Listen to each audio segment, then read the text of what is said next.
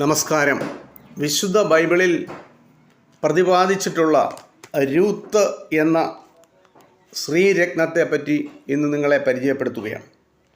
Israel രാജ്യത്തിൻ്റെ ആദ്യത്തെ രാജാവാണ് ശൗൽ. ശൗലിനു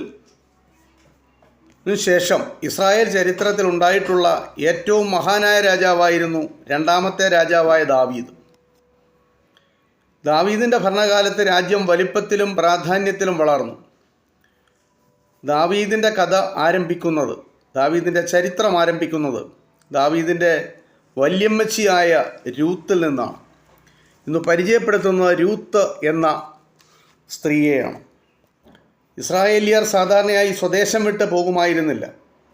മറ്റു ദേശക്കാരെ വിവാഹം കഴിക്കുന്നതും അസാധാരണമായിരുന്നു. ഇസ്രായേൽ ദേശത്ത് വലിയ ഒരു ക്ഷാമമുണ്ടായി. അപ്പോൾ യഹൂദ്യയിലെ ബേത്ലഹേം പട്ടണത്തിൽ താമസിച്ചിരുന്ന എലീമേലെക്ക് എന്നയാൾ തൻ്റെ കുടുംബത്തോടൊപ്പം മോവാബ് നാട്ടിൽ ചെന്ന് അവിടെ താമസിക്കാൻ ആരംഭിച്ചു. അയാളുടെ ഭാര്യയുടെ പേര് നവോമി എന്നും മക്കളുടെ പേര് മഹ്ലോൻ എന്നും കില്യോൻ എന്നും ആയിരുന്നു. അവിടെ പാർത്തു വരുമ്പോൾ എലീമേലെക്ക് മരിച്ചുപോയി. നവോമിയുടെ കൂടെ 2 മക്കൾ അവശേഷിച്ചു. അവർ മോവാബിയ ദേശക്കാരായ ഓർപ്പയെയും രൂത്തിനെയും വിവാഹം കഴിച്ചു. ഏകദേശം 10 വർഷം കഴിഞ്ഞപ്പോൾ മഹ്ലോനും കില്യോനും മരിച്ചുപോയി. ബേത്ലഹേമിൽ നിന്നും വന്നവരിൽ ഇപ്പോൾ നവോമി മാത്രമായി. കുറേ കാലം കഴിഞ്ഞപ്പോൾ ദൈവം തൻ്റെ ജനത്തെ അനുഗ്രഹിച്ചുവെന്ന് നവോമി കേട്ടു. ഇസ്രായേലിൽ കൃഷിക്ക് പിന്നെയും നല്ല വിളവ് ഉണ്ടായി തുടങ്ങി. അപ്പോൾ അവൾ തൻ്റെ മരുമക്കളോടൊത്ത് യഹൂദയിലേക്ക് യാത്ര തിരിച്ചു. അവർ മരുമക്കളോട്, നിങ്ങളുടെ വീട്ടിലേക്ക് പൊയ്ക്കൊള്ളുക, അവിടെ നിങ്ങളുടെ അമ്മമാരുടെ കൂടെ താമസിച്ചുകൊള്ളൂ. നിങ്ങൾ എന്നോടും മരിച്ചുപോയവരോടും നല്ലവരായി പെരുമാറിയതുപോലെ ദൈവം നിങ്ങളോടും നല്ലവനായി പെരുമാറട്ടെ.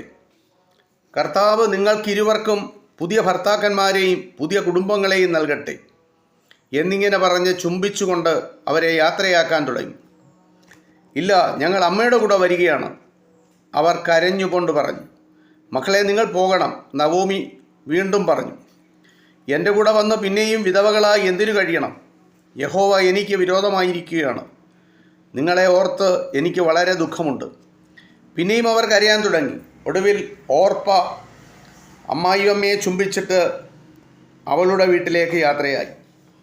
എന്നാൽ രൂത്ത് പോകുകയില്ലെന്ന് നിർബന്ധം പിടിച്ചു. അപ്പോൾ നവോമി രൂത്തിനോട് പറഞ്ഞു, നിന്റെ സഹോദരി സ്വന്തക്കാരുടെ അടുത്തേക്ക് പോയല്ലോ, അവളുടെ കൂടെ നീയും പൊയ്ക്കൊള്ളുക. അപ്പോൾ രൂത്ത്, ഇല്ല, ഞാൻ പോകില്ല, ദയവ് ചെയ്ത് എന്നോട് പോകാൻ പറയല്ലേ. അമ്മ എവിടെ പോയാലും